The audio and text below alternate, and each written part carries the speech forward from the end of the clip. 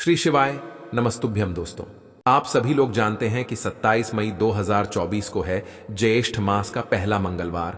और दोस्तों, इसी दिन किया जाने वाला पंडित जी द्वारा बताया गया 2 दीपक वाला उपाय आप लोगों को जरूर करना चाहिए, क्योंकि दोस्तों यह एक ऐसा उपाय है जो कि हर कभी नहीं किया जाता है। देखिए, यह दिन इतना खास होता है, इतना महत्वपूर्ण होता है। देखा गया है कभी कभी बड़े बड़े पूजा पाठ अनुष्ठान से जो मनोकामना पूर्ण नहीं होती है, वह मंगलवार के दिन एक छोटे से उपाय करने से ही आपकी मनोकामना पूर्ण हो जाती है। और बहुत सारे लोगों ने इस उपाय को किया भी है और उनको इस उपाय को करने का फल भी जरूर मिला है। अगर आप लोग भी इस उपाय को मंगलवार के दिन करना चाहते हैं तो आप इस उपाय को पहले अच्छे से समझ लेना, सुन लेना, उसके बाद करना। आपको इस उपाय का फल जरूर मिलेगा।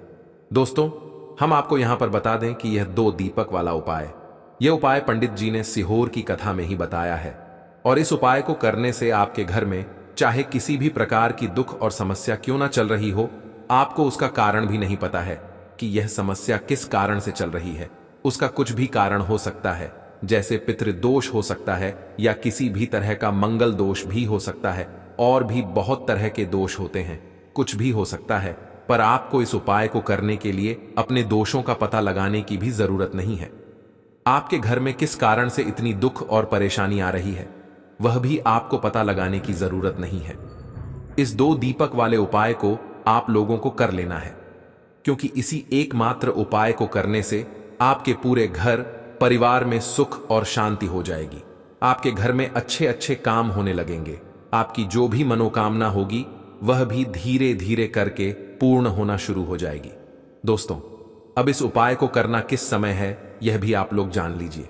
देखिए, इस 2 दीपक वाले उपाय को करने का जो समय है वो सीधी सी बात है, सुबह का समय है, प्रातःकाल का समय है। वैसे दोस्तों, मंगलवार के पूरे दिन मंदिर खुले रहते हैं। पूरे दिन आप लोग उपायों को भी कर सकते हो, इसमें कोई दिक्कत वाली बात नहीं है, क्योंकि मंगलवार के दिन भगवान शिव जी पूरे दिन अपने मंदिर में बैठे रहते हैं कि कौन भक्त आएगा, कौन हमारे हमको प्रसन्न करेगा और हम कब उसकी मनोकामना पूर्ण करेंगे। दोस्तों, इस दिन शिव जी इतना कुछ प्रदान करते हैं जितने की हम कभी कल्पना भी नहीं कर सकते हैं।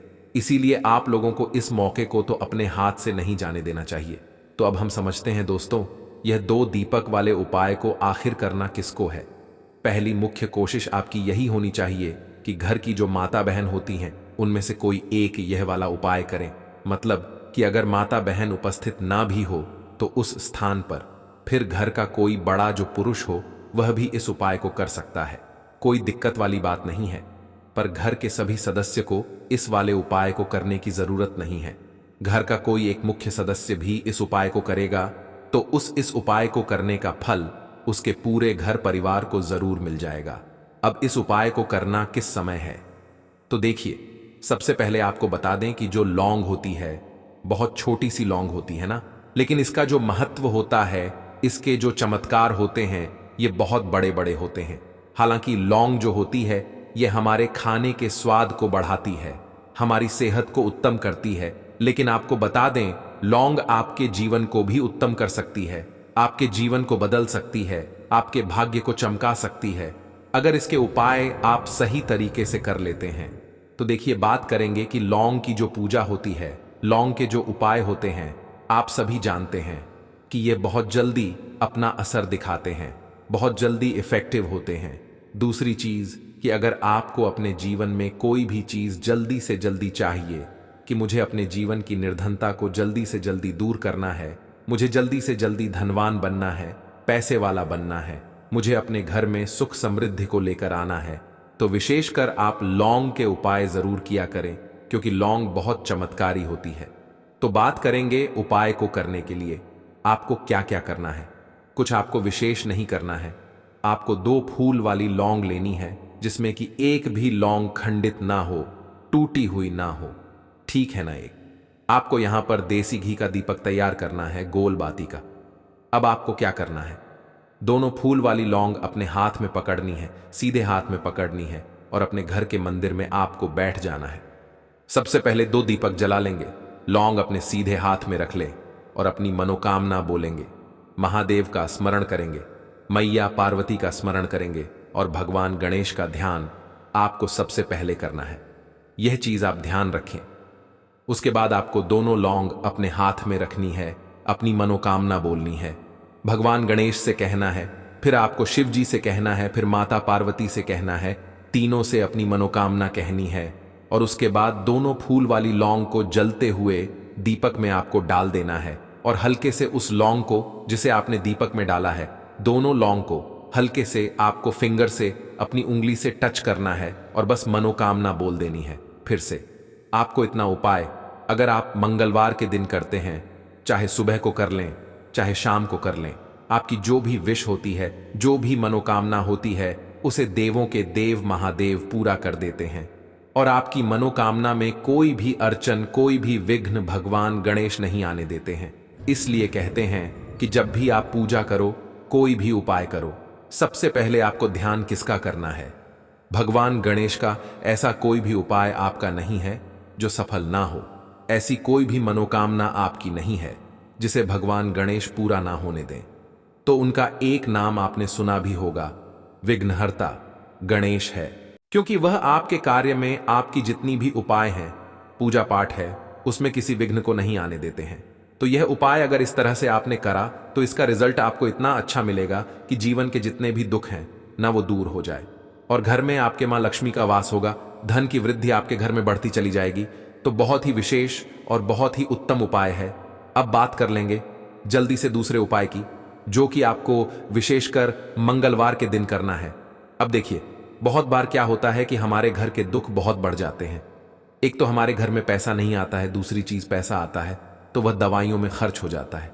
हम नहीं समझ पाते कि ऐसा क्यों रहा है। तो देखिए, अगर आपके घर में कोई भी ऐसा व्यक्ति है, या कोई स्त्री है, कोई पुरुष है, कोई भी ऐसा व्यक्ति है, अगर आपके घर में जो बचे हुए आटे को, जो आटा हम रोटियां बनाते हैं ना, गेहूं के आटे की या कोई भी आटे की रोटियां बनाते हैं, मल्टीग्रेन आटा भी बहुत सारे लोग ले लेते हैं, है ना। और बचा हुआ आटा अगर आप गोल गोल करके, जैसे लोई होती है, गोल गोल करके अगर आप उसे अपने फ्रिज में रख रहे हैं, कोई आपके घर में उसे फ्रिज में रख रहा है, तो कहीं ना कहीं पितृदोष वहां पर एक्टिव हो जाता है। मतलब वहां पर पितृदोष कहीं ना कहीं उस घर में लग जाता है। अब देखिए, पितृदोष अगर लगा है, थोड़ा सा भी पितृदोष घर में आ जाए तो ऐसा मान के चलिए कि उस घर के जो लोग हैं वह कर्जे में फंसते हैं, उस घर में धन हानि होने लगती है, वहां पर आपको हमेशा उस घर में क्लेश देखने को मिलेगा, है ना। तो आपको क्या करना है? अपने अपने पितरों को आपको प्रसन्न करना है और पितृदोष अपने घर से दूर करना है। अगर पितृदोष नहीं भी है और आप उपाय करते हैं तो इसका अच्छा ही फल आपको मिलेगा। इसका रिजल्ट हमेशा सकारात्मक मिलता है। यहां पर आपको आशीर्वाद ही मिलेगा। अपने पितरों का अगर पितृदोष नहीं भी है तो और तो दूर हो जाएगा, तो इसका लाभ ही लाभ मिलेगा। इस उपाय का अगर आप करते हैं, मंगलवार के दिन करना क्या है? अपने घर का एक लोटा जल लेना है आपको, जहां भी आप अपने घर में पीने का पानी रखते हैं, मटके में रखते हैं, किसी आरओ में रखते हैं, बाल्टी में रखते हैं, किसी भी चीज में आप रखते हैं, है ना। किचन में रखते हैं, किचन से बाहर रखते हैं, इस चीज से कोई मतलब नहीं है। एक लोटा जल अपने घर का लेना है और आपको पहुंच जाना है देवाधिदेव महादेव के मंदिर में। अपने घर का एक लोटा जल आपको महादेव की शिवलिंग पर चढ़ाना है और यहां पर आपको महादेव से प्रार्थना करनी है, माता पार्वती का ध्यान करना है और उनसे कहना है कि हमसे जो भी भूल चूक हो गई हो उसके लिए हमें क्षमा करें और हमारे पितृ जो हैं वह हमेशा हमसे प्रसन्न रहे।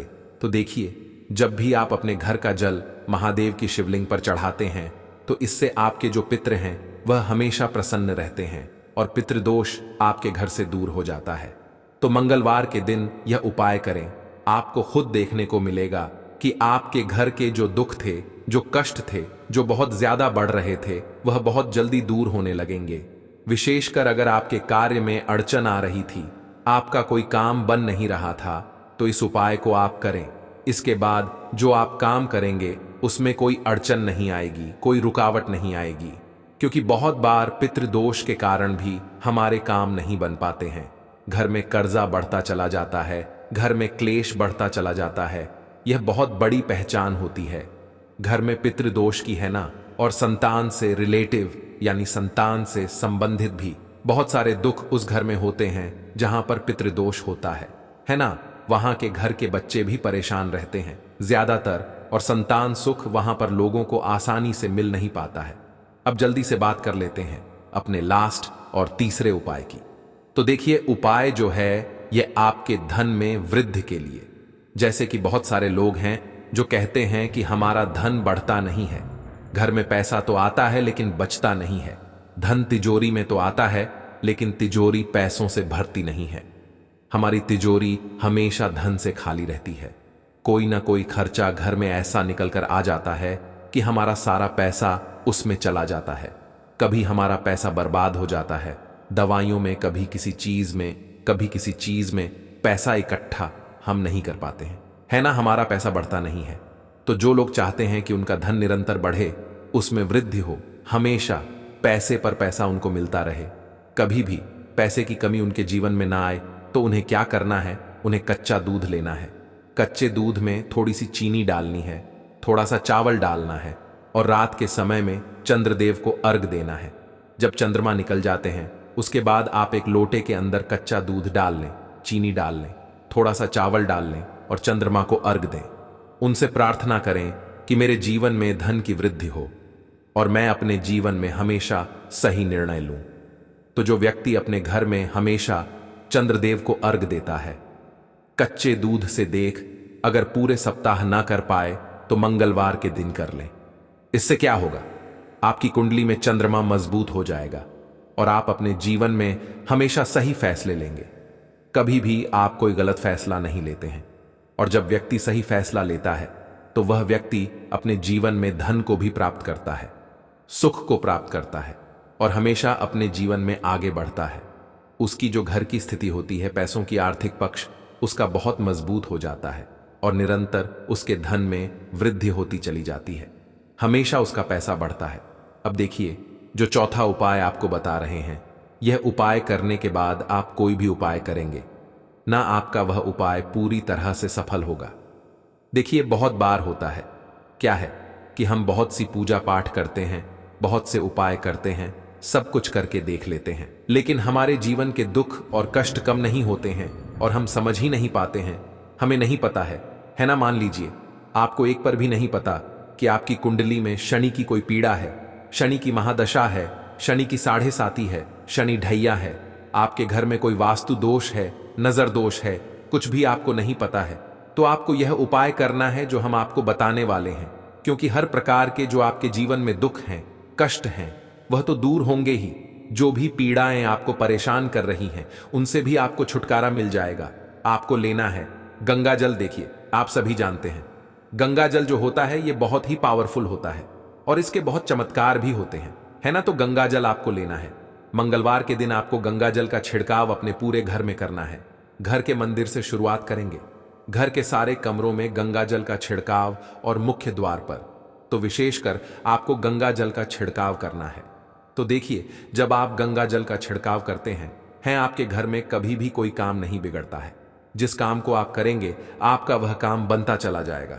जिस चीज में हाथ डाल देंगे उसमें आपको हमेशा लाभ होगा, फायदा होगा।